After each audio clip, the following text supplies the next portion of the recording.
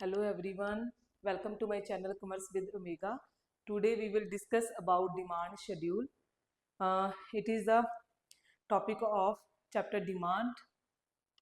हम already law of demand, determinants of demand and definition of demand कर चुके हैं. हमारा उसमें से एक टॉपिक रहता है डिमांड शेड्यूल, और हमने ये भी कंप्लीट कर लिया था shift in demand curve, movement along the demand curve. ये हमारे सारे टॉपिक कंप्लीट हो चुके हैं. तो जो हमारा एक टॉपिक रहता है डिमांड शेड्यूल, ठीक है, वो आज हम करेंगे कंप्लीट. सबसे पहले what is demand schedule? Demand schedule the table relating to the price and quantity demanded. Basically different different price पे आप कह सकते हो ना, इसने क्या बोला, रिलेटिंग टू प्राइस, ये कह सकते हो. ये देखिए, relating to price and quantity demanded. अलग अलग प्राइस पे कितनी क्वांटिटी बेसिकली जो कंज्यूमर है वो डिमांड कर रहा है, ठीक है, तो वो हमारा क्या है, demand schedule. Yes, the table relating to price and quantity demanded is called demand schedule. हाँ जी, there are two types of demand schedule जो हमने सेम एज हमने तब भी करा था जब हमने डिटर्मिनेंट्स करे थे. तो टू पार्ट्स हमने पढ़े थे. एक तो पढ़ा था इंडिविजुअल, दूसरा पढ़ा था हमने मार्केट. हाँ जी, यहाँ पे आ जाएगा हमारा इंडिविजुअल डिमांड शेड्यूल. हाँ जी, मार्केट डिमांड शेड्यूल. इन दोनों में बेसिकली डिफरेंस है क्या? इंडिविजुअल मैंने आपको पहले लास्ट लेक्चर में भी बताया था, इंडिविजुअल मीन जहाँ पे जस्ट एक कस्टमर की बात करें. जब भी हम माइक्रो की बात करते हैं तब हमें पता ही है वहाँ पे हम स्मॉल लेवल पे ही बात करते हैं, ठीक है. तो माइक्रो में तो आपको ये नॉर्मली मिलेगा ही वन फॉर्म, ठीक है. तो यहाँ पे अगर हम बात करें डिमांड शेड्यूल की, तो यहाँ पे भी दो टाइप्स हैं जिसमें ओनली वन कंज्यूमर है, और मार्केट में दो भी हो सकते हैं, दो से ज़्यादा भी हो सकते हैं, ठीक है, बट रहेगा हमारे पास स्मॉल अमाउंट ही अकॉर्डिंग टू टॉपिक, ठीक है. तो देखो, सबसे पहले हम बात कर रहे हैं इंडिविजुअल डिमांड शेड्यूल. अब देखो, इंडिविजुअल डिमांड शेड्यूल में क्या है, सबसे पहले हमने क्या बनाना है, टेबल बनाना. हम बात कर रहे हैं इंडिविजुअल डिमांड शेड्यूल की बात कर रहे हैं, प्राइस एंड क्वांटिटी.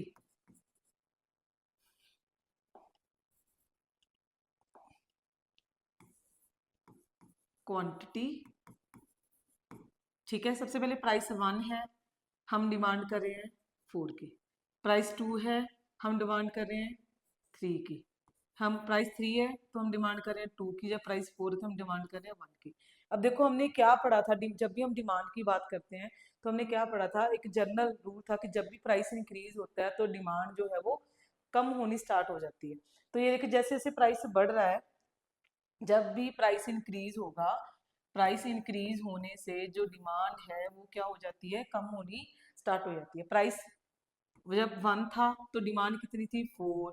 जब प्राइस 2 हो गया तो डिमांड होगी 3. मींस प्राइस इंक्रीज हो रहा है और डिमांड क्या हो रही है, कम हो रही है, ठीक है. तो हम बात करें यहाँ पे इंडिविजुअल की, यहाँ पे हमारे पास ओनली वन कंज्यूमर है, तो हम यहाँ पे ऐसे बात करें. सो इसको हमने क्या करना है, एक कर्व पे शो करना है. कर्व पे हम ऑलरेडी बहुत बार डिस्कस कर चुके हैं, वही सेम चीजें यहाँ पे रहनी है. देखो क्या करा था हमने, यहाँ पे हम क्या शो करते हैं, क्वांटिटी एक्स एक्सिस पे, यस, एंड यहाँ पे वाई एक्सिस पे क्या शो करते हैं, प्राइस. तो सिंपली 1 2 3 4, 1 2 3 4. जब प्राइस 1 है, डिमांड कितनी है, 4 है. तो ये देखिए, सिंपली आपने उसी पॉइंट पे क्या करना है, दोनों पॉइंट्स को मिलाना है, ठीक है, प्राइस और क्वांटिटी के. सेकंड, ये देखिए, जब प्राइस 2 है तो डिमांड क्या है हमारी, 3.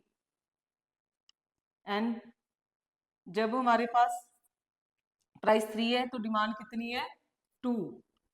ये देखिए, और जब 4 है तो डिमांड कितनी है, 1.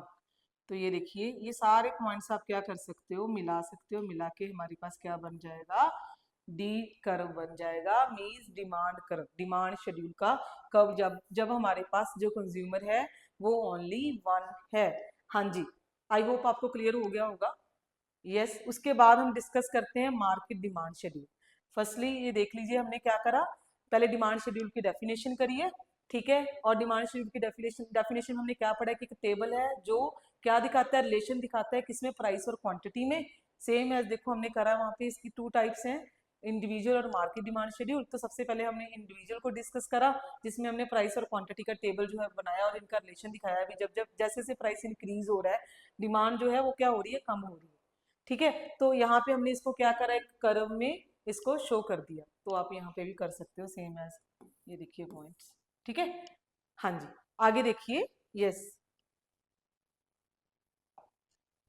हम अब क्या कर रहे हैं, सेकंड टाइप जो है हमारी मार्केट डिमांड शेड्यूल। है तो छोटा सा टॉपिक, बट एग्जाम के पॉइंट ऑफ व्यू से ठीक है, इसकी वेटेज अच्छी होती है जब अगर पेपर में ये क्वेश्चन आ जाता है।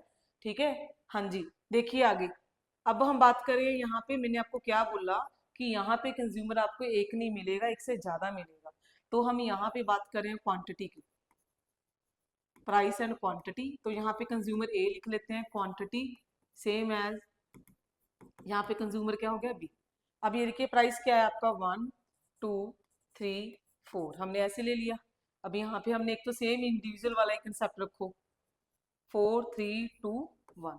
जब प्राइस 1 था तो कंज्यूमर ए आपके पास 4 क्वांटिटी ले रहा था। जब प्राइस 2 हुआ तो कंज्यूमर ए आपसे 3 प्रोडक्ट परचेज कर रहा है, मतलब किसी से भी मार्केट से। ठीक है, और जब 3 हो गया प्राइस तो डिमांड 2 की कर रहा है, और जब 4 हो गया तो 1 की। और सेम एज अगर हम बी की बात करें, तो जब प्राइस 1 था वो 5 क्वांटिटी ले रहा था, देन 4, फिर 3, फिर 2। बट दोनों में क्या चीज सेम है, दोनों में ही क्वांटिटी जो है, जैसे जैसे प्राइस इंक्रीज हो रहा है क्वांटिटी जो है वो डिक्रीज हो रही है। ओके, तो देखो सबसे पहले हमने यहाँ पे जब हम मार्केट डिमांड शेड्यूल की बात करते हैं, जब हम कर्व बनाते हैं, तो हम यहाँ पे 3 कर्व्स बनाएंगे। ठीक है, 3 कर्व्स कैसे बनेंगी मैं आपको अभी बताती हूँ। सबसे पहले तो एक तो इसकी बनेगी दोनों की, प्राइस और यस, प्राइस और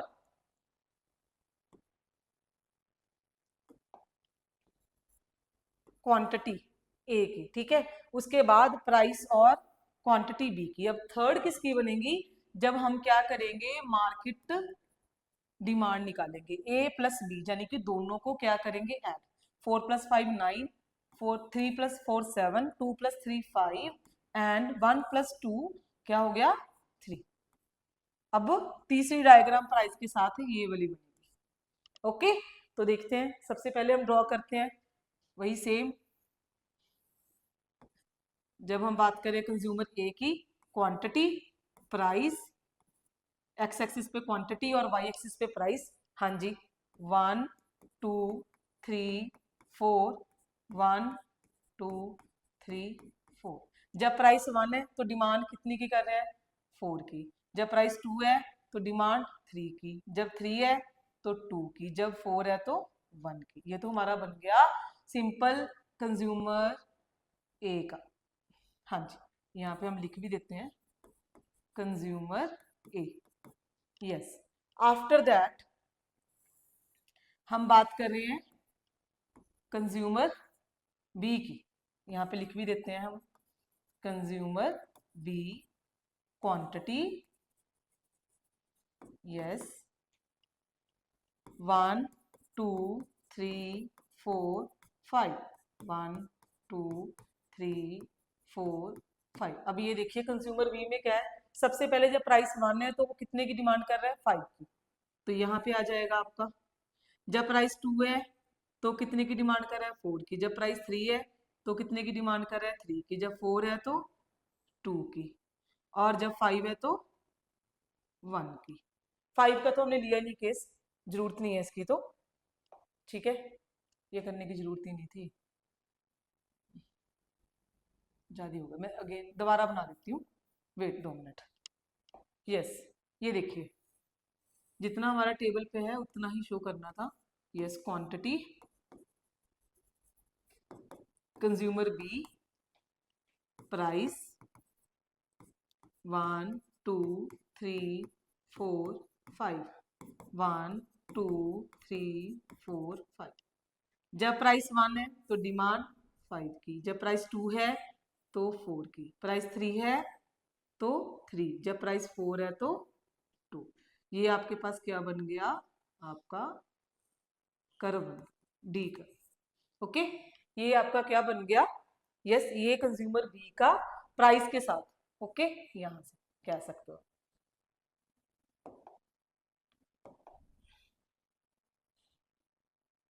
ये देखिए, ये अब प्राइस और हम बात करें कंज्यूमर बी की, ओके ये देखिए ये कंज्यूमर ए का है जो हमने अभी करा है पहले, ठीक है, और ये कंज्यूमर बी का है। अब हम कर रहे हैं जो हमने अभी करना है वो हमारे पास क्या है, अब करेंगे मार्केट डिमांड शेड्यूल, बेसिकली दोनों को प्लस करके ए प्लस बी दोनों को ऐड करके जो हमारी डायग्राम बनेगी वो हम डिस्कस करेंगे अभी, ओके यस। तो देखिए, हाँ जी, ये देखिए यहाँ पे ड्रॉ हो जाएगी,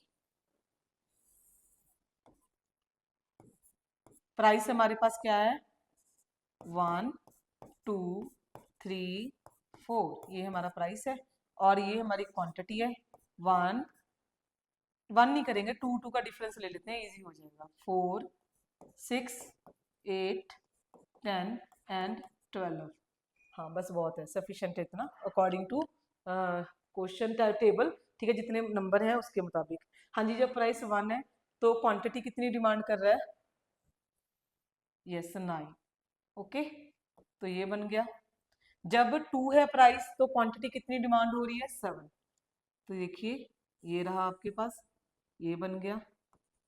और जब प्राइस 3 है तो डिमांड हो रही है 5 की, यस तो यहाँ पे मिड में आ जाएगा। और जब प्राइस 4 है तो डिमांड हो रही है यस 2 की, ये बन गया हमारे पास, नहीं सॉरी 3 आना था, 3 3 वेट, हाँ प्राइस जब 2 प्राइस क्या है 4 तो डिमांड हमारी है 3, ये बनना था, यस ओके। ये देखिए इसको मिलाओ, ये हमारे पास क्या बन गया, ये भी हमारा डिमांड शेड्यूल ही बन गया, बट यहाँ पे डिमांड शेड्यूल बना ए प्लस बी, यानी कि मार्केट डिमांड शेड्यूल, ओके। देखो ये सिंपल सिंपल कंसेप्ट था, डिमांड शेड्यूल की बात कर रहे हैं, हमने डेफिनेशन करी उसकी। Demand schedule basically price and quantity के रिलेशन को बताता है कि प्राइस जैसे जैसे प्राइस चेंज हो रहा है वैसे वैसे क्वांटिटी में चेंज हो रहा है। तो हमने इसमें क्या क्या पढ़ा, 2 टाइप्स पढ़ी हमने शेड्यूल की, कौन कौन सी, individual and market demand schedule. ये आपके सामने मार्केट डिमांड शेड्यूल है जो सारा आपके सामने एक्सप्लेन करा गया है। इससे पहले जो हमने करा जो हमने इससे पहले जो हमने करा था वो क्या था, इंडिविजुअल डिमांड शेड्यूल। हाँ जी, एक बार देख भी लीजिए, ये रहा हमारे पास डिमांड शेड्यूल की डेफिनेशन, इंडिविजुअल डिमांड शेड्यूल, ठीक है, ये रहा आपके सामने।